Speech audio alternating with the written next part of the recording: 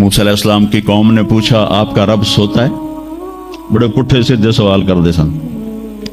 ابھی فرعون کو ڈوبتے دیکھا سامنے، اور فرعون کے لشکر کو ڈوبتے دیکھا. ابھی ان کے پاؤں گیلے تھے، چند قدم چلے تو آگے ایک بستی میں ایک بت تھا جس کی بستی والے پوجا کر رہے تھے. تو کہنے لگے موسیٰ اجعل لنا الہا کما لہم آلہہ. قرآن کی آیت ہے موسیٰ ایک ایو جا خدا سانو بھی لے دے اسی میں انہوں متھا ٹیکیے. میں کہا فٹے منہ توڑا وہ ہونے تو تسی ویکھیا کہ کیوں رب نے تھوڑی مدد کیتی ہے تو ہن پتھر دا بت منگدے پے ہو میرے کولوں. تو عجیب و غریب سوال کرتے تھے. تو کہنے لگے رب سوتا ہے؟ موسیٰ علیہ السلام نے ان کو ڈانٹ دیا. اللہ تعالیٰ نے کہا نہیں ایسا کر، رات کو نا 2 پیالے لے کے کھڑے ہو جا پانی کے. خیال کرنا یہ پیالے گرنے نہ پائیں. موسیٰ علیہ السلام بڑے طاقتور ہستی تھے، وہ پیالے لے کے کھڑے ہو گئے. کھڑے کھڑے کھڑے کھڑے اونگ آنے لگی. ایک جھٹکا لگا سنبھال لیا، دوسرا لگا سنبھال لیا، تیسرا جھٹکا لگا تو پیالے گر گئے، ٹوٹ گئے، پانی بہہ گیا. کہ موسیٰ سمجھانے کے لیے تھا اگر تیرا رب بھی سو جائے تو یہ زمین آسمان کے پیالے ایسے ہی ٹوٹ کے بکھر جائیں گے. لا تأخذہ سنۃ ولا نوم، لا تأخذہ سنۃ ولا نوم. نہ وہ سوتا ہے، نہ وہ اونگتا ہے، نہ وہ کھاتا ہے، نہ وہ پیتا ہے، نہ وہ روتا ہے، نہ وہ حاجت مند ہے، نہ اس کی کوئی عمر گزرتی ہے. وہ ہر قسم کے رنگ و روپ سے پاک ہے، ہر قسم کے زمان و مکان سے پاک ہے، ہر قسم کی حاجات سے پاک ہے.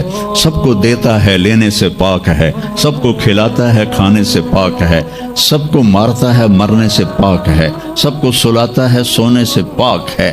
سب پر حاوی ہے، کوئی اس پر حاوی نہیں. سب کے اوپر چھایا ہوا ہے، کوئی اس پہ چھایا ہوا نہیں. یہ ہمارے اوپر ہمارے نبی کا احسان ہے کہ انہوں نے بتایا کہ اس کائنات کا بنانے والا ایک اللہ ہے، ایک صمد احد لم یلد ولم یولد ولم یکن له کفوا احد. الحمد للہ الذی بعث فی الامیین رسولا منہم یتلو علیہم آیاتہ ویزکیہم. عزیز طلبہ و طالبات، آپ بہت کچھ یہاں پڑھ رہے ہیں اور ساری نسل ہماری یونیورسٹیز میں پڑھ رہی. چند ایک ایسے سوال ہیں جن کا جواب دنیا کی کسی یونیورسٹی کے پاس کوئی نہیں، اور بڑے سے بڑے اسکالر بھی اپنے علم سے اس کا جواب دینے میں بالکل انگوٹھا چھاپ ہیں کہ اس کائنات کو کس نے بنایا ہے. اس سوال کا جواب دنیا کے کسی علم میں نہیں ہے. ہم تو شکر مسلمان ہیں تو ہمیں ماں باپ کی گود سے ہی اللہ کا تعارف ہو گیا. بہت پرانی بات ہے، ایک چیکوسلواکین یہاں ملا تھا، رائنڈ میں آیا ہوا تھا. تو میں نے اس سے پوچھا کہ اس کائنات کا بنانے والا کون ہے، کوئی پتہ ہے؟ کہنے لگا اسی کو ڈھونڈنے نکلا ہوں، ابھی تک تو کوئی پتہ نہیں. پھر دوسرا سوال ہے کہ اس نے یہ کائنات بنائی کیوں ہے، وہ ہے کون؟ پھر اس نے یہ کائنات بنائی کیوں ہے، اس کا جواب بھی آپ کے پاس کوئی نہیں، کسی کے پاس بھی کوئی نہیں. پھر تیسرا سوال ہے میں کیوں پیدا ہوا؟ میں نے کوئی اپلیکیشن دی تھی؟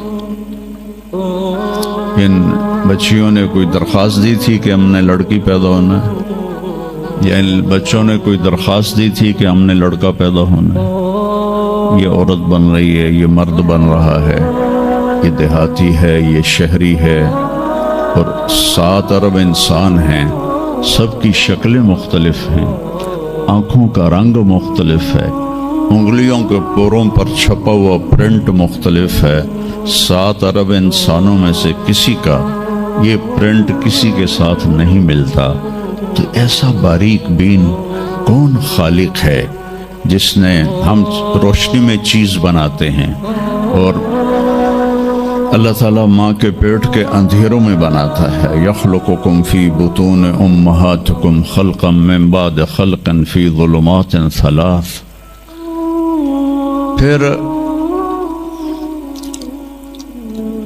موت کیا چیز ہے؟ کیوں مر جاتے ہیں؟ پیدا ہونے کی درخواست نہیں دی تھی، پیدا کر دیا. کیوں پیدا کیا پتہ کوئی نہیں. اب مرنا نہیں چاہتے، لیکن دائیں بائیں موت کے حملے ہو رہے ہیں. ایک دن مجھ پر بھی ہو جائے گا، آپ پر بھی ہو جائے گا، اور ہم ایک ماضی کی بھولی بسری داستان بن جائیں گے. تم مرتے کیوں ہیں؟ پھر کوئی جلا دیتا ہے، کوئی بہا دیتا ہے، کوئی مٹی میں ملا دیتا ہے، کوئی پرندوں کے سپرد کر دیتا ہے. پارسی وہ اوپر رکھ دیتے ہیں، گدھ آ کے کھا جاتے ہیں. تو یہ موت کیا چیز ہے؟ تھوڑا شروع میں میڈیکل میں نے شروع کیا تھا، تو پھر اللہ نے میرا راستہ بدل دیا. تو موت کیا چیز ہے، میڈیکل سائنس میں اس کے 200 جواب ہیں. 200 اور ایک بھی صحیح نہیں، سارے غلط، کیونکہ وہ انسانی عقل سے ہیں تو نہیں پہنچ سکتے. پھر موت کے بعد کچھ ہے یا مر گیا اور مٹی ہو گئے؟ یہ چند سوال میں نے آپ کے سامنے رکھے ہیں، اور پوری دنیا کے انسانوں کو چیلنج ہے کہ اپنے علم سے جواب دو. کسی کے پاس اس کا جواب کوئی. نیوٹن نے یہ کہا تھا کہ اس کائنات کو 4 فورسز چلا رہی ہیں. عبدالسلام نے، پاکستانی سائنسدان اور 2 امریکن سائنسدان، 1976 میں یہ ثابت کیا کہ اس کائنات کو 4 نہیں 3 طاقتیں چلا رہی ہیں. اسٹیفن ہاکنگ نے چند سال پہلے یہ ثابت کیا کہ اس کائنات کو ایک طاقت چلا رہی ہے. اس سے پوچھا گیا وہ اللہ ہے؟ کہنے لگا نہیں، وہ اللہ نہیں ہے. اس کے پاس وحی کا علم نہیں تھا، تو وہ اتنا ہی اندھا ہے جتنا ایک ان پڑھ اندھا ہے. تو اس سے پوچھا گیا کیوں؟ تو کہنے لگا پھر سائنس کی ترقی رک جائے گی اگر اللہ کو مان لیا جائے. تو یہ وہ سوال ہیں جن کو جواب ڈھونڈتے ڈھونڈتے عمر گزر جائے گی، آپ ڈھونڈ نہ پاؤ گے. اس لیے ایک بہت بڑا طبقہ ہے جو کہتا ہے اللہ ہے ہی کوئی نہیں، یہ سب کچھ آپ ہی بن گیا ہے، اپنے آپ ہی بن گیا. عبد الخالق صاحب نے تو کچھ بھی نہیں کیا، مستریوں نے بھی کچھ نہیں کیا، یہ ہال اپنے آپ ہی کھڑا ہو گیا اور کرسیاں بھی اپنے آپ بچھ گئیں. ایسی بے وقوفوں والی سوچ بھی بلا کوئی قابل تعریف ہے کہ علامہ اقبال نے فرمایا تھا ہیچ چیزیں خود بخود چیزیں نشد، ہیچ آہن خنجر تیغے نشد، ہیچ حلوائی نشد استاذ کار، تا غلام میں شکر ریزے نشد، مولوی ہرگز نشد مولا روم، تا غلام میں شمس تبریزے نشد. اسی دہریت کو، ایتھیسٹ کو یہ ایڈریس کیا ہے کہ کوئی چیز خود بخود نہیں بنتی. کبھی دیکھا ہے کہ ہیچ آہن خنجر تیغے نشد، لوہے کا ٹکڑا پڑا ہو اور 1000 سال کے بعد وہ اچانک تلوار میں تبدیل ہو گیا ہو، چھری میں تبدیل ہو گیا ہو، خنجر میں تبدیل ہو گیا ہو؟ کبھی دیکھا ہے؟ نہیں ہوتا ایسے. کوئی حلوائی اس وقت تک مٹھائی بنا نہیں سکتا جب تک کسی استاد کے پاس بیٹھ کر لڈو کو گول کرنا نہ سیکھے. اور مولوی روم، مولانا روم نہیں بن سکتے جب تک شمس تبریز جیسی شخصیت کی صحبت حاصل نہ ہو. میں دونوں کے مزار پہ گیا ہوں، ترکی میں اونیا میں دونوں حضرات دفن ہیں، پیر بھی مرید بھی. مولانا روم کو آج شاید کوئی دھرتی پہ جانتا بھی نہ، اور میں اس یونیورسٹی میں ان کا نام بھی نہ لیتا۔ وہ ایک فلسفی عالم تھے اور منطقی عالم تھے۔ وہ دور تھا فلسفہ اور منطق کا، مسلمانوں نے قرآن و حدیث کا علم بہت پس پشت کر لیا تھا، اور جو فلسفہ اور منطق کے عالم ہوتے تھے وہ بادشاہوں کے دربار میں بڑی جگہ پاتے تھے۔ تو ان کے سامنے کتابوں کا ڈھیر تھا ان کے ساتھ، اور ادھر طالب علم بیٹھے تھے، انہیں وہ پڑھا رہے تھے، اور یہ کتابیں قلمی نسخے تھے، ہاتھ سے لکھے ہوئے۔ تو شمس تبریز رحمہ اللہ مسجد میں داخل ہوئے ننگے پاؤں، اور سفر کے آثار پگڑی پر بھی، کپڑے پر بھی۔ تو وہ بڑی سادگی سے پوچھتے ہیں کہ مولانا یہ چیز یہ کیا ہے؟ وہ کتابوں کا ڈھیر۔ تو نے اس کو یوں دیکھا تو کہے تو ان پڑھ جائے چٹا انہوں میں کی جواب دے وہاں، کہنے لگے این است کہ تو نمی دانی، میرے پیارے یہ وہ ہے جو تو نہیں جانتا۔ تو ایک دم آگے بڑھے، کتابوں کو یوں دھکا دیا، ساتھ ہی تالاب تھا، ساری کتابیں تالاب میں چلی گئی۔ اب نیا پرنٹ نکالنا آج کل تو کوئی مشکل نہیں ہے، کوئی پریشانی کی بات نہیں ہے، نیا پرنٹ مل جائے گا۔ جس نے ہاتھ سے سینکڑوں کتابیں لکھی ان کو تیرا بیڑا غرق، وہ ان پڑھ بندیا تو میری حیاتی برباد کر دیتی، نامراد ہوڑا میں دوبارہ کتوں لکھ کے لیاواں گا۔ وہ مسکرائے، حوض میں چھلانگ لگائی، اور ایک ایک کر کے ہر کتاب خشک ان کے سامنے رکھتے گئے، خشک، اس سے مٹی نکل رہی، سامنے رکھتے گئے رکھتے گئے رکھتے گئے، پورا ان کا جو ان کی لائبریری تھی وہ پانی سے خشک نکال کر ان کے سامنے رکھ دی۔ ہوں ملا جی دی واری آ گئی، کہنے لگے این چیز وہ یہ کیا ہے؟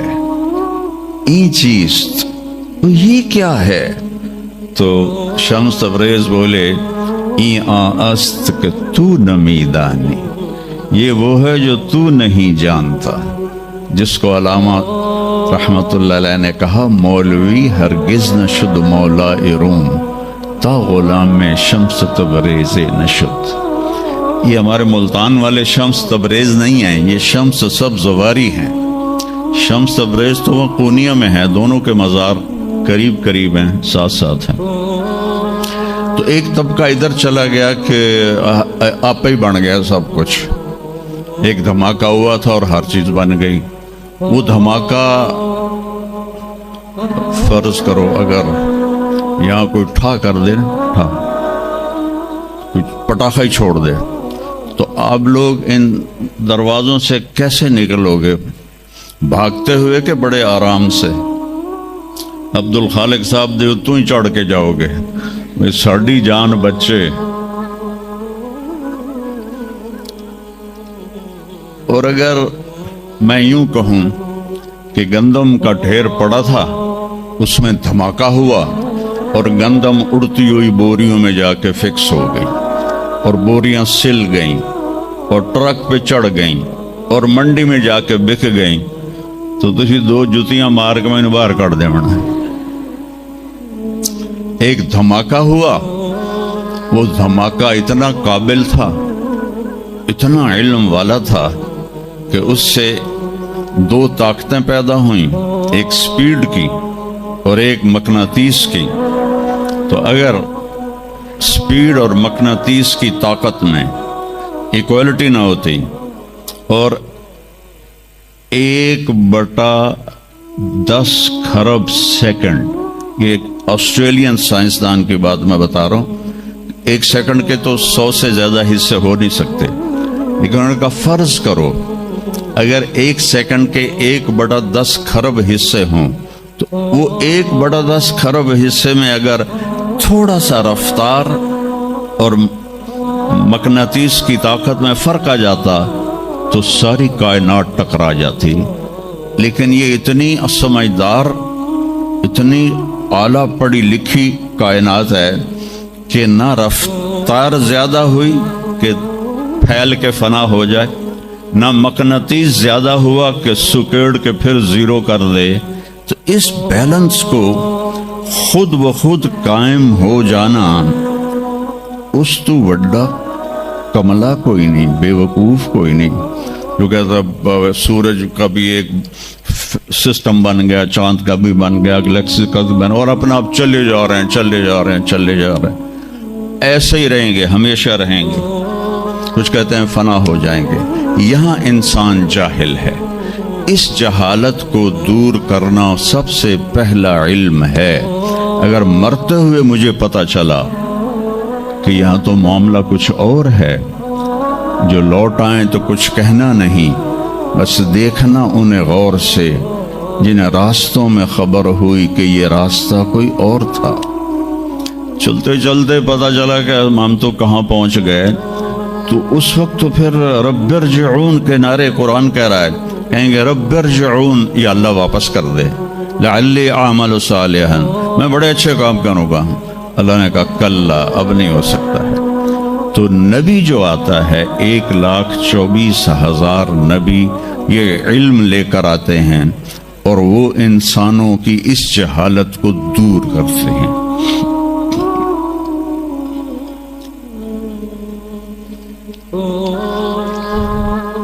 سب سے آخر میں اللہ تعالیٰ نے جناب رسول اللہ صلی اللہ تعالی علیہ وسلم کو پیدا کیا، ان کی زندگی کو قیامت تک کے لیے نمونہ بنانا تھا۔ قیامت تک کے لیے وہ نبی بن کے آئے ہیں۔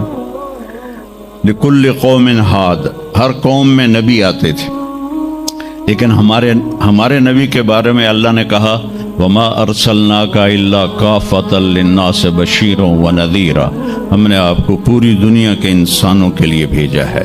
تو اس کے لیے ضروری تھا کہ آپ کی زندگی کی ہر چیز کھلی کتاب کی طرح آج بھی ہمارے سامنے موجود ہو۔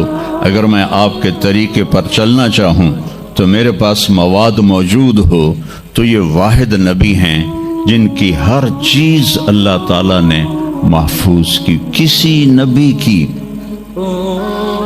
پوری زندگی محفوظ نہیں ہے، کسی نبی کی، آدم علیہ السلام سے لے کر عیسیٰ علیہ السلام تک کسی نبی کی مکمل زندگی موجود نہیں ہے۔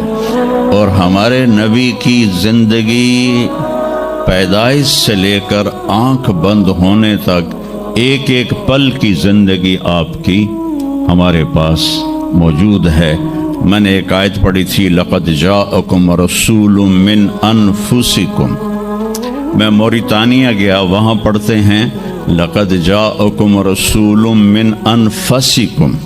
موریتانیہ ویسے تو افریقہ میں ہے لیکن عرب ملک ہے، وہاں سارے یمنی عرب رہتے ہیں سارے، اور پورے موریتانیہ میں آپ حیران ہوں گے ایک بھی بے نمازی نہیں، پورے موریتانیہ میں ایک لڑکا لڑکی مرد عورت بے نمازی نہیں۔ اور صومالیہ میں گیا، ایک بچہ بچی مرد عورت بے نمازی نہیں۔ ہمارے بچے، آپ لوگ کالج آتے ہو تو موبائل آپ کے ہاتھوں میں ہوتے ہیں، بس میں بیٹھے ہو یا گاڑی میں بیٹھے ہو، موبائل پہ آپ کی نظر ہوتی ہیں۔ اور میں جو کہ 2 دفعہ گیا ہوں صومالیہ، 2 دفعہ، تو وہ بچے جب صبح جا رہے ہوتے ہیں اسکول تو ان کے ہاتھوں میں قرآن ہوتے ہیں اور وہ قرآن پڑھتے جا رہے ہوتے ہیں، کوئی میچ ہی نہیں ہے، ایسی خوبصورت زندگی ان کی۔ تو آدم سے عیسیٰ علیہ السلام تک کسی نبی کی مکمل 25 نبیوں کے نام قرآن میں ہیں، 25 آئے تو 1,24,000 ہیں۔ 1,24,000 میں 5 نبی سب سے بڑے ہیں، نوح علیہ السلام، ابراہیم علیہ السلام، موسیٰ علیہ السلام، عیسیٰ علیہ السلام اور محمد علیہ السلام۔ یہ 5 نبی اولو العزم کہلاتے ہیں، یہ سب سے بڑے رسول ہیں، سب سے بڑے رسول ہیں۔ لیکن زندگی صرف ہمارے نبی کی، من انفسکم میں اشارہ ہے آپ کی خاندان، آپ کی خاندانی وجاہت کی طرف کہ آپ بنو ہاشم سے ہیں جو سب سے عالی خاندان ہے، اور آپ کا نسب آدم علیہ السلام تک محفوظ ہے، بے داغ نسب ہے۔ آپ نے فرمایا میں اپنے باپ، جتنے بھی میرے پیچھے باپ ہیں، کسی میرے باپ سے زنا ثابت نہیں ہے، میرے کسی باپ نے زنا نہیں کیا ہے۔ یہ نسل کی حفاظت کا نظام چلایا۔ ایک دفعہ میں نے نا ملتان کی ضلع کونسل سے اپنے تلمبہ ہمارا ہوم ٹاؤن ہے، تو اس کے گرد ہماری زمینیں ہیں، تو میں نے اپنے بزرگوں کے دیکھنے کے لیے نام شجرے، تو وہاں سے میں نے 3 لاکھ روپیہ دے کے تو وہ رجسٹر نکلوایا۔ 1874 کا رجسٹر تھا، تو اس میں 1874 سے پہلے کا تو لکھا ہوا نہیں ہے، بعد کا لکھا ہوا ہے آخر تک۔ تو اس میں 19 نام مجھے ملے، میں ان کو یاد نہیں کر سکا، حالانکہ میرے پیو دادے پردادے، لیکن میں یاد نہیں کر سکا۔ دہرانے کی کوشش کی، حافظہ بھی اللہ نے اچھا دیا، یاد نہیں ہوئی۔ تو اس میں وہ دلچسپی نہیں تھی۔ میں نے اپنے نبی کا نسب نامہ یاد کرنا شروع کیا، اس میں 90 نام ہیں، اور میرے دل میں تھا کہ میں روضہ رسول کے سامنے کھڑے ہو کر آپ کو سلام پیش کروں گا۔ آپ کے نسب کا پوری پیڑھی، ہماری پنجابی میں پیڑھی کہتے ہیں، پوری پیڑھی پڑھ کے میں آپ کو سلام پیش کروں گا، کیونکہ ہمارا کلچر ہے، ہم لوکل لوگ ہیں، ہم مائگریٹڈ نہیں ہیں، نسلوں سے آباد ہے اور زمیندار ہیں۔ تو ہمارا ایک کلچر ہے کہ ہمارے مراسی ہوتے ہیں، وہ آ کے ان کا کوئی کام نہیں ہوتا، سرداریاں قائم، دیر آباد، میاں طارق جمیل دے، میاں اللہ بخش دے، میاں عنایت علی دے، میاں گانے دے، میاں جہانے دے، اگو میں بھی نہیں پتا، وہ پڑھی جاندے، اور وہ لے کے جاتے ہیں دانے، لے کے جاتے ہیں پیسے، ان کی بچیوں کی شادیاں کرواتا ہوں، بیمار ہو جائیں علاج کرواتا ہوں، اور کام وہ دھیلے کا نہیں کرتے۔ ایک مراسی اپنے بیٹے کو لے کر آ گیا، میں ڈیرے میں تھا، کہنے لگا میاں صاحب ہمارا ٹائٹل وہاں میاں صاحب میرے پوتر نو نوکری لوا دے۔ میں کیا کدی مراسیاں نوکری کیتی ہے پہلے؟ کہنے لگا بھوکے مر گئے ہیں، دیرے اجڑ گئے ہیں، زمیندار شہرانو بڑھ گئے ہیں، تو سوا کوئی خانو سانو خیرات ہی نہیں لب دی، تو چلو کوئی نوکری کر لوے۔ میں نے اس کے سامنے بیٹھے فون ملایا، فاطمہ شوگر مل کے جو جی ایم تھے میرے دوست تھے، میں نے کہا ایک بچہ بھیج رہا ہوں رکھ لو، انہوں نے کہا بھیج دیں، لیبر میں رکھ لوں گا۔ تو میں نے اسی طرح کہہ دیا چاچا انہوں لے جا، لیبر اچ رکھ لے سن، بھلا ہوئے سرداریاں قائم۔ چوتھے دن دونوں پھر میرے ڈیرے پر، میں کہا تینوں تو مظفر گڑھ بھیجے آئی تو واپس کیوں آ گیا؟ تو اس کا باپ کہتا ہے میاں صاحب میں سمجھا لیبر کوئی وڈا افسر ہوندہ ہے، تو میرا پتر افسر ہو سی، انہیں تو بوریاں چوا چوا چوا دی کنڈ بن چھڑی۔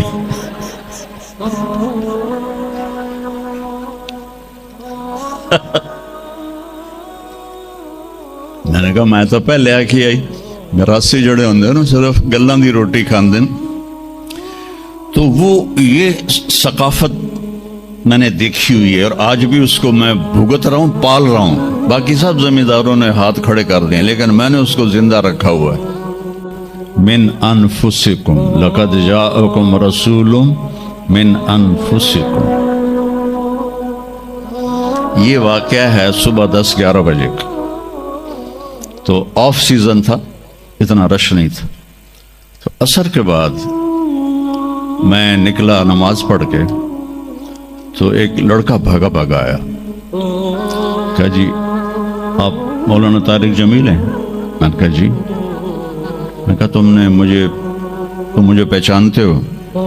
کہا نہیں جی آپ کے ساتھ لوگ تھے کافی، تو میں نے ایک آدمی سے پوچھا کہ یہ کون ہے، تو انہوں نے کہا یہ مولانا طارق جمیل۔ کہا جی میں ابھی عصر کی نماز میں پہلے آ گیا تھا. یہ عصر کے بعد مجھے وہ بات بتا رہا ہے. میں عصر کی نماز سے پہلے آ گیا تھا. پرانی مسجد میں جگہ مل گئی. بیٹھے بیٹھے مجھے نیند آ گئی تو میں نے خواب میں اللہ کے نبی کو دیکھا. انہوں نے فرمایا کہ طارق جمیل کو بھی میرا سلام کہہ دو. تو وہ جو میرا پیڑھی پڑھ کے سلام عرض کرنا تھا وہ بارگاہ رسالت میں قبول ہوا. لقد جاءکم رسول من انفسکم. کہاں سے لاؤ گے ایسا رسول کہ جس کی زندگی کی ہر چیز محفوظ ہو. پھر افریقہ میں پڑھتے ہیں من انفسکم. انفس کہتے ہیں نفیس کو, کہ ایسا نفیس کوئی ہے.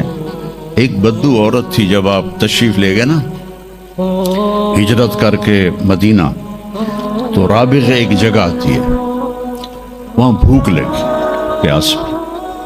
تو ایک خیمہ دیکھا, وہاں پہنچے تو ایک بڑھیا بیٹھی تھی, اس کا نام تھا ام معبد الخزاعیہ. تو آپ نے سوال کیا, ماں جی ہم مسافر ہیں, کوئی کھانے کو ملے گا؟ تو انہوں نے کہا بیٹا قحط کا زمانہ ہے, کچھ بھی نہیں ہے. ایک بکری بیمار اور کمزور اور بن بیاہی کھڑی ہوئی تھی. تو آپ نے کہا اس بکری سے دودھ نکال لوں. تو اس نے ایسے بڑی حیرت سے دیکھا کہ یہ عرب ہو کہ ایسی بات کر رہا ہے کہ اس بکری سے دودھ نکال لوں. تو وہ کہنے لگی یہ تو بن بیاہی ہے, اس کا تو ویسے بھی اس کے جسم پر بوٹی نہیں ہے, اس سے ایک قطرہ بھی کوئی نہیں. کہا ماں جی آپ اجازت دیں. کہا لگا ٹھیک ہے. تو وہ آپ کو غور سے دیکھنے لگی, کیونکہ انہونی بات ہو رہی تھی. اپنے اتنا بڑا وہ تھا برتن, وہ آپ نے لیا اور اس کے تھنوں کو یوں ہاتھ لگایا تو وہ چھلک کے مشکیزے کی طرح نیچے آ گئے, اور آپ نے دودھ نکالا, وہ فل ہو گیا. آپ نے حضرت ابوبکر کو پلایا, عامر بن فہیرہ کو پلایا, عبداللہ بن اریقت جو آپ کے رہبر تھے, آخر میں آپ نے خود پیا. پھر دوبارہ نیچے بیٹھے اس کے, اور پھر نکال کے پورا وہ جگ بھر کے رکھ کے دے آئے. بکری کی عمر ہوتی ہے 7 سال. 7 سال تک یا ذبح ہو جائے یا وہ از خود مر جائے گی. بہت کم ہوتا ہے کہ کوئی بکری 7 سے 8 سال ہو جائے. یہ اس بکری کو میرے نبی کے ہاتھ لگے تھے. یہ بکری 22 برس زندہ رہی, 22 برس, اور اس کو ذبح نہیں کیا گیا, یہ مر گئی, خود ہی مر گئی, وہ نبی کے ہاتھوں کی برکت. شام کو اس کا خامد آیا ابو معبد, نے کہا یہ دودھ کہاں سے؟ تو ام معبد کہنے لگی اس بکری سے. پاگل ہو گئی ہیں, یہ بکری دودھ دے سکتی ہے؟ کہ میں بھی یہ سمجھ آئی نہیں دین دی, پر کوئی جادوگر آیا ہے, وہ ہاتھاں دی کرامت آئی, جگ بھریا پیا. کہنے لگا ان عتیلی, مجھے اس کی صورت بتا, وہ کیسا تھا؟ مجھے لگتا ہے یہ وہ قریشی ہے جس کی خبر مشہور ہو گئی ہے کہ وہ مکہ چھوڑ کے مدینے جا رہا ہے. تو اب وہ بولی, ترجمہ بعد میں کروں گا, آپ الفاظ کا ردم اور اس میں جو موسیقی ہے اس کو آپ تھوڑا محسوس کیجئے گا. رأیت رجلا ظاہر الوضاء ابلج الوجه حسن الخلق لم تعبه ثجلة لم تزری به سعلة وسیم قسیم في عینیه دعج في اشفاره وطف في صوته سحل في لحيته كثافة في عنقه سطع. اذا تکلم علاه البهاء واذا سکت علاه الوقار من انفسکم. میں نے ایک شخص دیکھا, مجھے یوں لگا جیسے 14ویں کا چاند ہی کپڑے پہن کے زمین پہ آ گیا ہے.